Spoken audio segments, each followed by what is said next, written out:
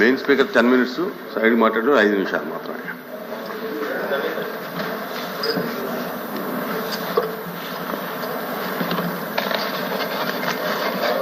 సభకు నమస్కారం అధ్యక్ష. బడ్జెట్ మీద మాట్లాడే అవకాశం ఇచ్చినందుకు ధన్యవాదాలు అధ్యక్ష. 3 పార్టీల్ని నమ్మి ఓట్లేసిన ప్రజలకు ఈ బడ్జెట్ అయితే తీవ్ర నిరాశను గురి చేసింది అధ్యక్ష. ఎందుకంటే బాబు షూరిటీ భవిష్యత్ గ్యారంటీ అనేది ఒక అసత్యము అనేది ఈ బడ్జెట్ ద్వారా తెలిసిపోయింది అధ్యక్ష. ఎందుకంటే బాబు షూరిటీ బాండ్కి లేదు వారంటీ అనేది ప్రజలకి క్లియర్ గా అర్థమైపోయింది అధ్యక్ష. ఎందుకంటే వీళ్ళు ఎన్నికల సమయంలో ఇంటింటికి గ్యారంటీ బాండ్స్ ఇచ్చారు అధ్యక్ష. అలాగే ఊరూరా మేనిఫెస్టో పంచారు అధ్యక్ష. అసలు వాటికి ఈ బడ్జెట్ కి ఏమైనా సంబంధం ఉందా అని అడుగుతున్నాను అధ్యక్ష. అలాగే ఈ బడ్జెట్ ప్రవేశపెట్టిన తర్వాత ఏ వర్గానికి ఏం జరిగిందో కూడా ఒకసారి మాట్లాడుకుందాం అధ్యక్ష. ఏం చేశారు, ఎవరికి ఏం చేశారు, ఏం చేయలేదు అనేది. అయితే 2.5 కోట్ల మంది మహిళలు నమ్మి ఓట్లు వేశారు అధ్యక్ష. వాళ్ళనైతే మోసం చేయడం అనేది నిజం అధ్యక్ష. బడ్జెట్ ద్వారా తెలిసింది. 1,80,00,000 మంది ఆడబిడ్డలు ఆడబిడ్డ నిధి లేక దగా పడ్డారు అధ్యక్ష. తల్లికి వందనం లబ్ధిదారులకి వంచన చేయడం జరిగింది అధ్యక్ష. అలాగే ఉచిత బస్సును ఆశ చూపి ఉసూరు మనిపించారు అధ్యక్ష. అలాగే 50 ఏళ్లు పైబడ్డ మహిళల నమ్మకాన్ని బొమ్మ చేశారు అధ్యక్ష. అన్నదాతలకు వెన్నుపోటు పొడిచారు. అలాగే యువతకు నమ్మక ద్రోహం చేశారు అధ్యక్ష. నిరుద్యోగ వృత్తిని భ్రాంతిగా మార్చారు అధ్యక్ష. అలాగే దీపం పథకాన్ని కోటలతో కొండెక్కించారు అధ్యక్ష. ఉద్యోగులకేమో విస్మరించారు. అధ్యక్ష, చెప్పాల్సిన పాయింట్ ఏంటంటే చెప్పండి, కానీ వెన్నుపోటు లాంటి పదాలు వాడటం కరెక్ట్ కాదు అధ్యక్ష. అసెంబ్లీ హౌస్ లో ఇవన్నీ మాడటం కరెక్ట్ కాదు. ఇష్యూ చెప్పండి, మళ్ళీ రిప్లై మేము ఇస్తాం. నో ఇష్యూ అధ్యక్ష. దయచేసి మా నుంచి రిక్వెస్ట్.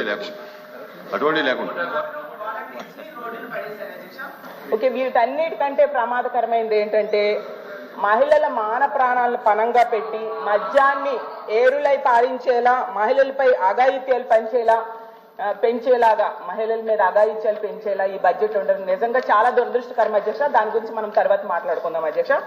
అయితే ఈ బడ్జెట్ ప్రవేశపెట్టాక దీని గురించి చదువుదామని చెప్పి పేపర్స్ కూడా తిరగేయడం జరిగింది అధ్యక్ష.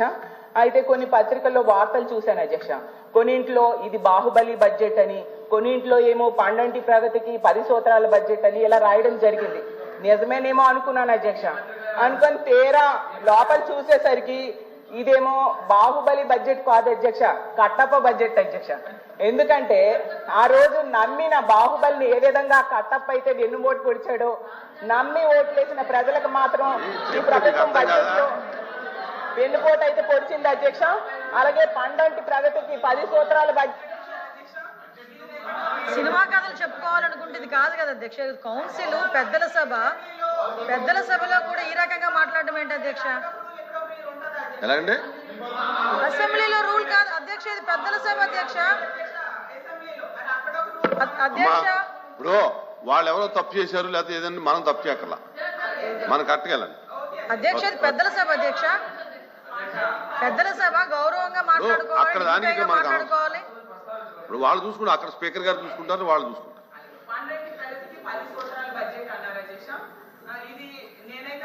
మేడి పండు లాంటి బడ్జెట్ అధ్యక్ష. ఎందుకంటే మేడి పండు చూడ మేలమై ఉండు, పట్ట విప్పి చూడ పురుగులుండు అన్న చందంగా పైకి భారీ సంఖ్యతో బడ్జెట్ ఉంది అధ్యక్ష. కేటాయింపులు చూస్తే మాత్రం అంత అన్యాయం అయితే కనిపిస్తూ ఉంది అధ్యక్ష. అలాగే గౌరవ ఆర్థిక మంత్రి గారు కౌటిల్యుడి కొటేషన్ తో బడ్జెట్ ప్రారంభించారు అధ్యక్ష.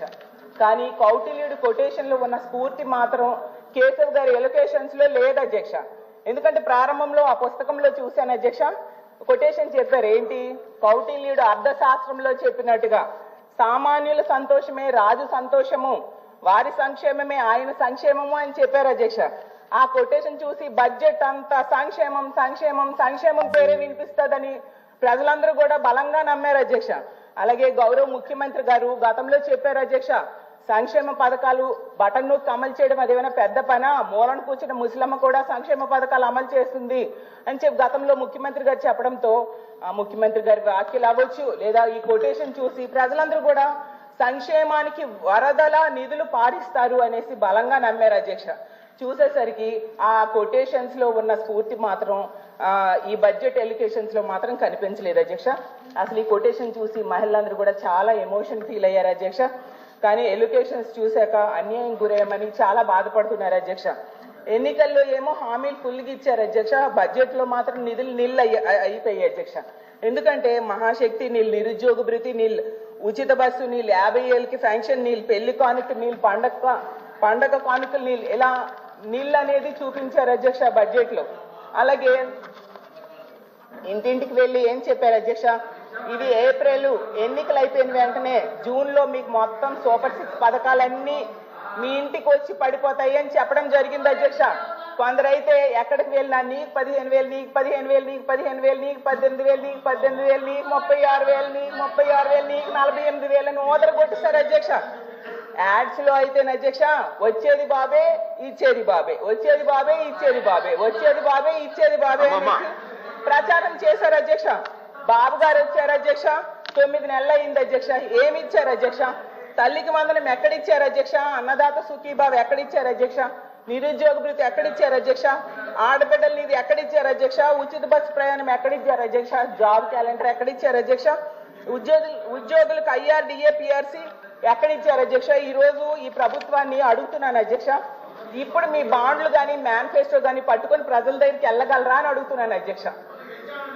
మరీ ముఖ్యమైనది సార్ అమ్మా, ఇప్పుడు ఏదైనా ఉంటే మీరు రిప్లైలు ఇవ్వండి, ఏదైనా ఉంటే మీరు రిప్లైలు ఇవ్వండి, మీరు క్లోజ్ చేయండి అధ్యక్ష. మరో విషయం ఏంటంటే, మరో ముఖ్యమైనది అధ్యక్ష, మద్యం అధ్యక్ష.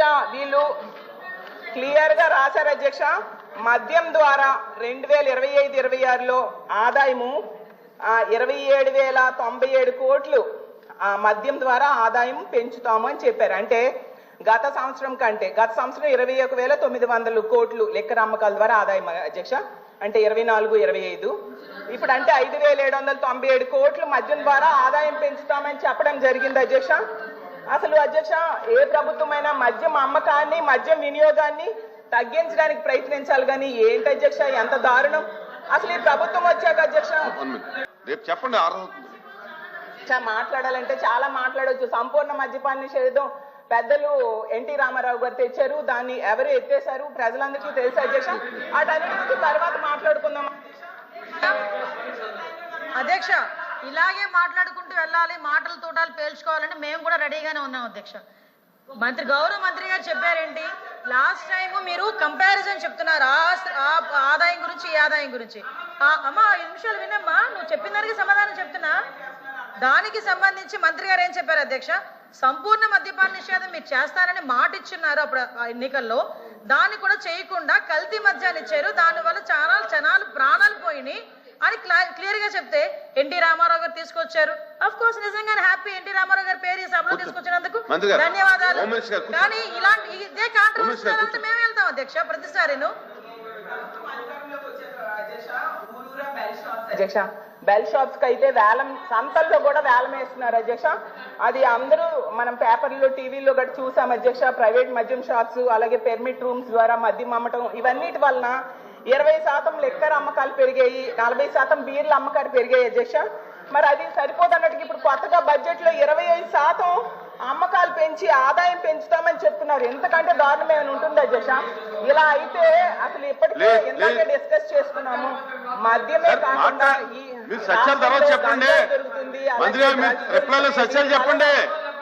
దొరుకుతున్నాయి చెప్పండి. ఆడపిల్లల మీద అఘాయిత్యాలు బాగా పెరిగిపోతూ ఉన్నాయి అధ్యక్ష. మరి ఇలాంటి నిర్ణయం ఎందుకు తీసుకున్నారు అధ్యక్ష? నిజంగా వాళ్ళకి చిత్తశుద్ధి ఉంటే ఈ మద్యం అమ్మకాల మీద వచ్చే ఆదాయం 27,000 కోట్లు 17,000 కోట్లకో 15,000 కోట్లకో తగ్గించమనండి అధ్యక్ష. అలాగే పథకాల కోసం తీసుకుంటే సూపర్ 6 హామీలను ఇచ్చారు అధ్యక్ష ఎన్నికల టైంలో, వాటికి కావాల్సింది 79,867 కోట్ల అధ్యక్ష. అయితే నా దగ్గర కూడా నోట్ చేసుకున్నాను, కూర్చోండి. సూపర్ 6 పథకాలు కావాల్సింది 79,867 కోట్ల అధ్యక్ష. కానీ బడ్జెట్ లో పెట్టింది మాత్రం కేవలం 17,179 కోట్ల అధ్యక్ష. ఈ రోజు ఇంత ఘోరంగా హామీలన్నీ కూడా లేకుండా చేయడం నిజంగా చాలా దారుణం అధ్యక్ష. ఈ రోజు ఆడబిడ్డ నిధికి కావాల్సిన 32,400 కోట్లు పెట్టలేదు అధ్యక్ష. యోగాలం కావాల్సిన 7,200 కోట్లు పెట్టలేదు. ఉచిత బస్సు కావాల్సిన 3,500 కోట్లు పెట్టలేదు. 50 ఏళ్ళకే ఫంక్షన్ పెట్టలేదు. ఇలా తీసుకుంటే తల్లికి వందనం అయితే 13,112 కోట్లు కావాలి అధ్యక్ష. అధ్యక్ష నా 10 నిమిషాలు అవ్వలేదు అధ్యక్ష. లేదు ఇది అయింది. మాత్రం 8,000 ఇది అన్యాయం అధ్యక్ష. ఒక ఆడపిల్ల గొంతు నొక్కాలని ట్రై చేయడం చాలా అన్యాయం అధ్యక్ష.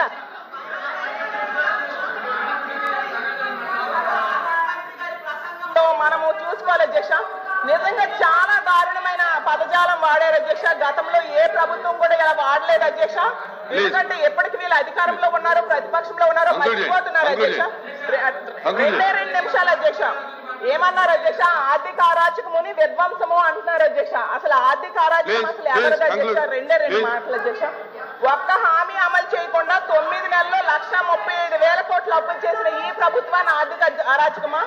కోవిడ్ లాంటి సమయంలో కూడా ఇంతకంటే తక్కువ అప్పులు చేసి అన్ని హామీలు అమలు చేసిన గత ప్రభుత్వాన్ని ఆర్థిక అరాచకమని నేను అడుగుతున్నాను అధ్యక్ష. ఓటాన్ అకౌంట్ బడ్జెట్ తో ఎన్నడూ లేనట్టుగా 7 నెలలు తీసుకొచ్చి ఈ ప్రభుత్వాన్ని ఆర్థిక అరాచకమా, గత ప్రభుత్వాన్ని ఆర్థిక అరాచకమని నేను అడుగుతున్నాను అధ్యక్ష. అలాగే తీసుకుంటే ఇలా ఎన్నో పథకాలకి ఈరోజు ఓట్లు పొడిచారు అధ్యక్ష. అయిపోయింది అధ్యక్ష 2 నిమిషాలు. కాబట్టి మేము కోరుకునేది ఈ రాష్ట్ర ప్రజలు ఏనండి 10 నిమిషాలు అంటే మీరు ఇంటరప్షన్ అవ్వకుండా ఉంటే 10 నిమిషాల్లో క్లోజ్ చేద్దాం. 10 నిమిషాలు అవలేదు అధ్యక్ష. ప్రపంచ కప్ గెలిచిన visually challenged women cricket team captain Deepika మొదలుకొని మొన్న పోలీస్ జాబ్స్కి లెటర్స్ ఇస్తున్నప్పుడు ఉద్యోగంలో వచ్చిన యువ కానిస్టేబుల్ కానీ, ఉదయగిరి నియోజకవర్గంలో స్కూల్ పిల్లలు కానీ ఇలా ఎందరో ఒకటే అడిగారు అధ్యక్ష, మాకు కనీసం నడవడానికి, మా స్కూల్కి వెళ్ళడానికి, మా ఊర్లు వెళ్ళడానికి, మాకు రిలేటెడ్ ఊర్లు వెళ్ళడానికి రోడ్లు వేయండి అని నిండు గర్భిణీలు కూడా ప్రాణాలు అరచేతులు పట్టుకుని కొండలు గుట్టలు దాటుకునే పరిస్థితుల్లో జాతీయ ఉపాధి హామీ పథకం కింద PM జన్మన్ రాష్ట్ర ప్రభుత్వ నిధులతోటి అడవి తల్లి బాట పేరిట 625 గిరిజన గ్రామాలను అనుసంధానిస్తూ 1,005 కోట్లతోటి 1,069 కిలోమీటర్ల రహదారుల నిర్మాణం చేపట్టాం. దాంట్లో దాదాపు సగం పైగా రోడ్ల నిర్మాణం పూర్తి చేశాం. కొన్ని రోడ్లు గంటల వ్యవధిలో కూడా మంజూరు చేశాం అధ్యక్ష. అలాగే మారుమూల ప్రాంత ప్రజలు, గిరిజన ప్రాంత ప్రజలు గొంతిమ కోరికలు కోరలేదు అధ్యక్ష. వారు అడుగుతుందలా చిన్నపాటి రోడ్ల సౌకర్యం వారు అడిగేది. ఆ రోడ్లు మంజూరు చేసినప్పుడు, పూర్తి చేసినప్పుడు ఆ ప్రజల కళ్ళలో నాకు అనిపించేది ఇవే. గుక్కెడు నిశ్శబ్దం తాగి చిరిగిన చీకట్లు కప్పుకొని పడున్న నాకు కమ్మని ఆశామధురమ కానుకగా తెచ్చాం.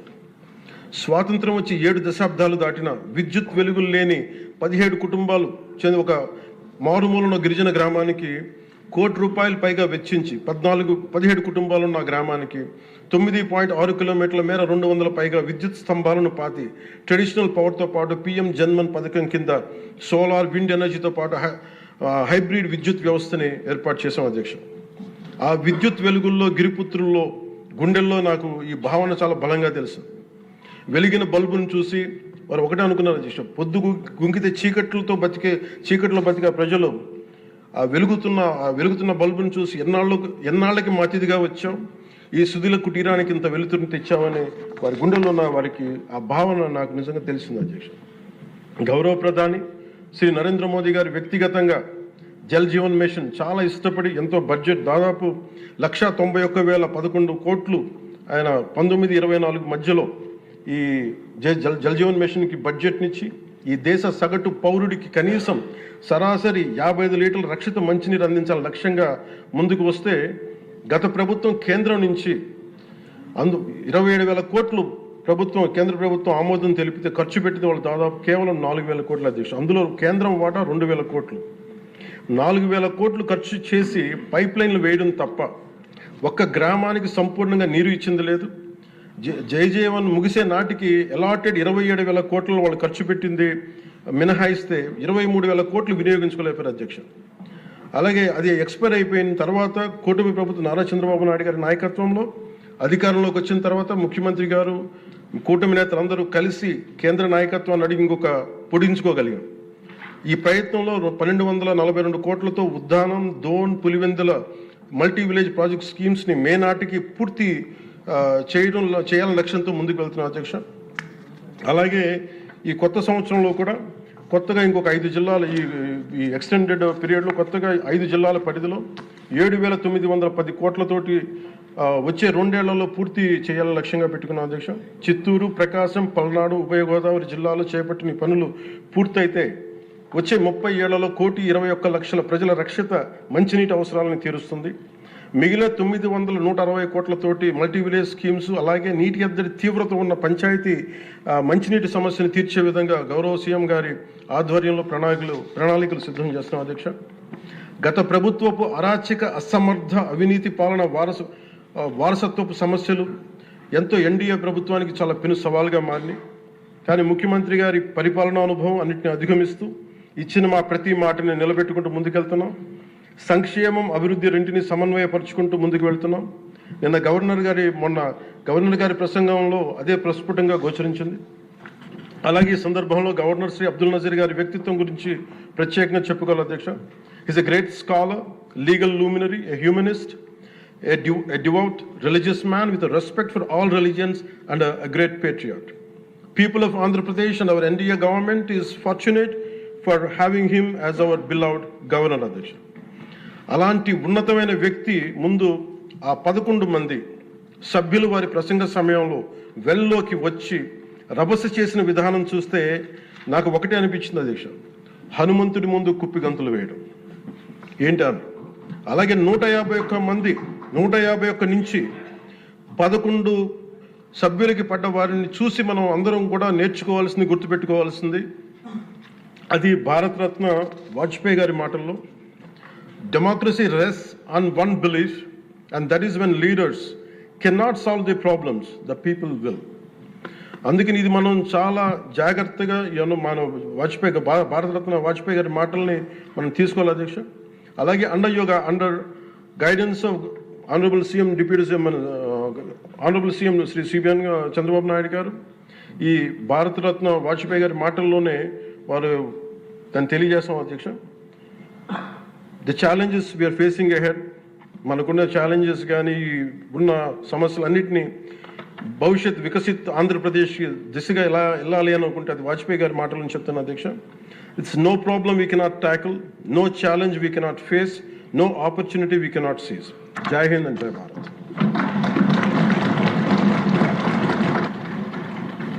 ఇప్పుడు గవర్నర్ గారి ప్రసంగానికి ధన్యవాదం తెలిపే తీర్మానంపై జరిగే చర్చకు గౌరవ ముఖ్యమంత్రి గారు జవాబుతారు.